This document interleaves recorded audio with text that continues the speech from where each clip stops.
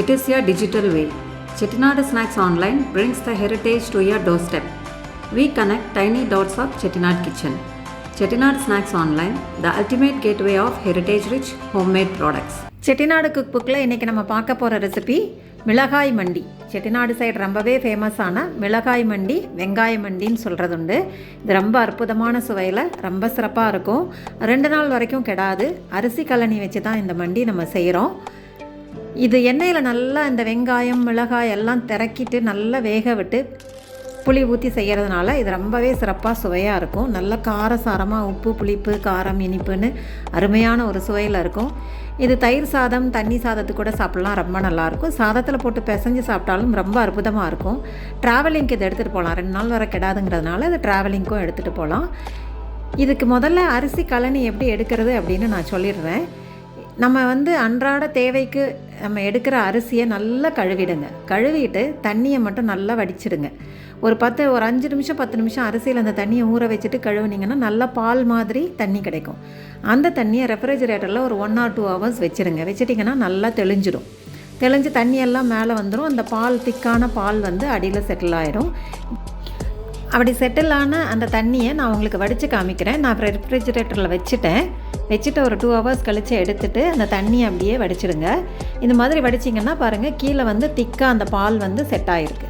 இந்த மாதிரி கீழே தங்கிடும். அந்த திக்கான கொழப்பான தண்ணி பால் கீழே தங்கிடும். அதை நம்ம ஒரு கப்பில் எடுத்து வச்சிட்டோன்னா ஒரு வாரம் வரைக்கும் அது நம்ம எப்போ மண்டி செய்கிறோமோ அப்போ அதை பயன்படுத்திக்கலாம். அந்த அரிசி கழனியில் நம்ம என்ன மண்டி செய்ய போகிறோமோ, வெண்டைக்காய் மண்டி, காய் மண்டி, மிளகாய் மண்டி, எந்த மண்டி செய்ய போகிறோமோ அந்த மண்டியோட அளவுக்கு தகுந்த மாதிரி உப்பும் புளியும் சேர்த்து ஊற வச்சுருங்க. ஊற வச்சு கரைச்சி பயன்படுத்துனீங்கன்னா மண்டி ரொம்ப சுவையாக இருக்கும். சப்போஸ் உங்களுக்கு மண்டி திக்காக கிடைக்கலன்னா கொஞ்சம் அரிசி மாவு கலந்து விட்டுக்கலாம். இப்போ நம்ம மிளகா மண்டிக்கு தேவையான பொருள் என்னன்னு பார்த்துடலாம். நான் சின்ன வெங்காயம் ஒரு 1/4 கிலோ எடுத்திருக்கேன். 1/4 கிலோ சின்ன வெங்காயம் எடுத்து தோல் உரித்து வச்சுக்கோங்க. சின்ன வெங்காயம் ரொம்ப ரொம்ப சுவையாக இருக்கும். பெரிய வெங்காயத்துலையும் செய்யலாம், பட் சின்ன வெங்காயம் தான் இதுக்கு ரொம்ப சிறப்பு. பாதி இதுவும் பாதி அதுவும் கலந்து கூட செய்யலாம். பெருசாக இருக்க வெங்காயத்தை 2 நறுக்கிக்கோங்க. சின்னமாக இருக்க வெங்காயத்தை நறுக்க தேவையில்லை. பச்சை மிளகா ஒரு 8 to 10 மிளகா. 1/4 கிலோ வெங்காயத்துக்கு 8 to 10 மிளகா எடுத்திருக்கேன். பாதி தக்காளி, இது ஆப்ஷனல். 2 பல் பூண்டு. தக்காளி நான் அந்த பேலன்ஸ் டேஸ்ட் கிடைக்குங்கிறக்கா தக்காளி எடுத்திருக்கேன். வெங்காயத்தை எல்லாம் 2 நீட்டமாக கட் பண்ணிவிட்டேன். பூண்டையும் கட் பண்ணிவிட்டேன்.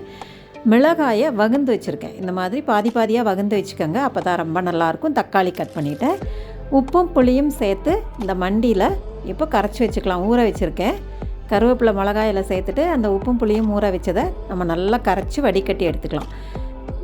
தண்ணி அரிசி கழனி நீர்க்க இருக்குது, உங்களுக்கு திக்னஸாக இல்லை பால் அப்படின்னா கொஞ்சோண்டு இந்த உப்பையும் புளியும் கரைச்சிட்டு அதில் ஒரு 1/2 டீஸ்பூன் அளவுக்கு அரிசி மாவு அல்லது இடியப்ப மாவு, எந்த அரிசி மாவு இருக்கோ அதை சேர்த்துக்கோங்க. அதை சேர்த்து நல்லா அதையும் இதில் கலந்து விட்டுருங்க. கட்டிகள் இல்லாமல் கலந்துடலாம். இப்போ நான் ஒரு 1/2 டீஸ்பூன் சேர்த்து காமிக்கிறேன். இந்த மாதிரி ஒரு 1/2 டீஸ்பூன் எடுத்து நம்ம உப்பு புளி கரைச்ச அரிசி கழனியில் இந்த மாவை கலந்துட்டோன்னா கொஞ்சம் உங்களுக்கு மண்டி திக்காக கிடைக்கும். ரொம்ப அரிசி மாவு கலந்துடாதீங்க, நல்லா கொலன்னு ஆகிடும். அதனால் கொஞ்சம் 1/2 டீஸ்பூனுக்கு மேலே சேர்க்க வேண்டாம். 1/2 டீஸ்பூன் சேர்த்து நல்லா கரைச்சிட்டு வடிகட்டி வச்சுக்கலாம். இப்போது எண்ணெய் காய வச்சுக்கலாம். மண்டியை தயார் பண்ணிடலாம். ஒரு 2 to 3 டேபிள் ஸ்பூன் எண்ணெய் விடணும். கண்டிப்பாக எண்ணெய் நிறைய விடணும். ஏன்னா 1/4 கிலோ வெங்காயம் இதில் வேகணும். அதனால் எண்ணெய் காஞ்சோன்னா கடுகு உளுத்தம்பருப்பு பொரிச்சு விட்ருங்க. பொரிச்சிட்டு நல்லா பொரிஞ்ச உடனே அந்த 1/4 கிலோ நீட்டமாக கட் பண்ணி வச்சுருக்க வெங்காயத்தையும் பூண்டையும் அதில் சேர்த்து நல்லா வதக்கணும். இது எண்ணெயில் எவ்வளோ தூரம் வதங்குதோ அவ்வளவு சூப்பராக இருக்கும். இது லைட் ப்ரௌன் ஆகிற வரைக்கும் எண்ணெயில் நல்லா வதக்கி விடுங்க. இது ஓரளவு பாதி வதங்கி வந்ததுக்கப்புறம் நல்லா சுருங்கி ஓரளவு கலர் மாறி வரும்போது அந்த பச்சை மிளகாயும் கருவேப்பிலையும் எடுத்து வச்சுருக்கோம்ல அதையும் இதில் சேர்த்து 2யும் சேர்த்து வதக்கணும். பச்சை மிளகாயும் எண்ணெயில் நல்லா வதங்கணும். 2ம் சேர்ந்து நல்லா லைட் ப்ரௌன் கலரில் வர வரைக்கும் நல்லா வதக்கங்க. எவ்வளோ வதக்குறீங்களோ அவ்வளவு மண்டி ருசியாக இருக்கும். பாதி தக்காளி ஆப்ஷனல், எனக்கு டேஸ்ட்டுக்காக சேர்த்துருக்கேன். வேணா சேர்க்கலாம், இது சேர்க்காமலும் செய்யலாம். அரிசி கழுவின மண்டி நம்ம களைஞ்சி வச்சுருக்கோம், உப்பு புளி எடுத்து வச்சுருக்கோம், அதையும் விட்டுருங்க. இந்த நம்ம போட்ட காய்க்கு மேலே இருக்கணும் தண்ணி. இந்த காய்க்கு அளவாக மேலே இருக்கணும். இது நல்லா சுண்டி கம்மியாகி வரணும். இந்த உப்பு புளி அரிசி கழனியில் இந்த வெங்காயம் பச்சை மிளகாய் தக்காளி நல்லா வெந்து சாஃப்டாகி சுண்டி கம்மியாக வந்துடும். பாதி குறைஞ்சிடும். அந்த அளவுக்கு வேக விடுங்க. நல்லா எண்ணெயில் வதங்கினா வெங்காயம் பச்சை மிளகாயை அரிசி கழனி விட்டு திரும்பவும் வேக விடுறோம். இதுதான் இதோட டெக்னிக்கு. இது நல்லா வெந்துருச்சுன்னா மேலே எண்ணெய் லைட்டாக விட்டு வந்துடும்.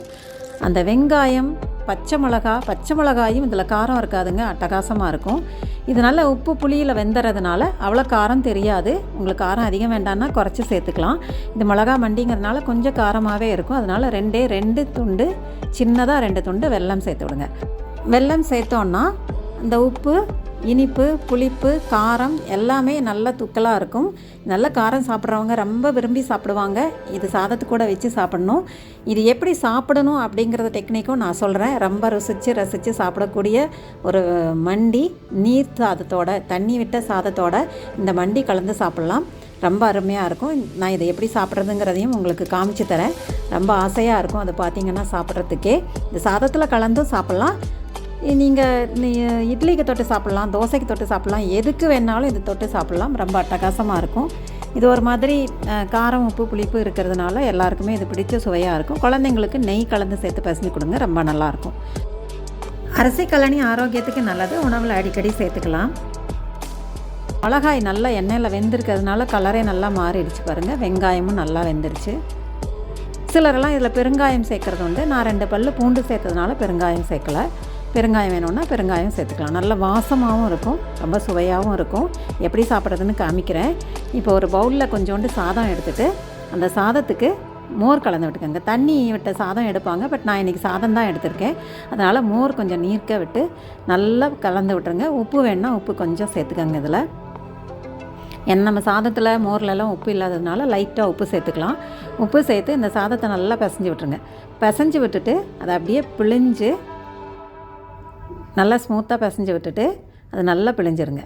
நல்லா பிழிஞ்சிட்டு அந்த மண்டியில் அந்த வெங்காயம், பச்சை மிளகாய் எல்லாத்தையும் சேர்த்து அதை அப்படியே எடுத்து இந்த சாதத்து மேலே வைக்க போகிறோம். அப்படியே வச்சு சாப்பிட்டோன்னா வெயில் காலத்துக்கு அட்டகாசமாக இருக்குங்க, சூப்பராக இருக்கும். செஞ்சு பாருங்கள். ரொம்ப சுவையான ரெசிபி இது. செட்டிநாடு பக்கம் ரொம்பவே ஃபேமஸ்ஸு. நம்ம சேனலை சப்ஸ்கிரைப் பண்ணாதவங்க சப்ஸ்கிரைப் பண்ணிக்கோங்க. தேங்க்ஸ் ஃபார் வாட்சிங். சுவையை ரசிக்கலாம் வாங்க.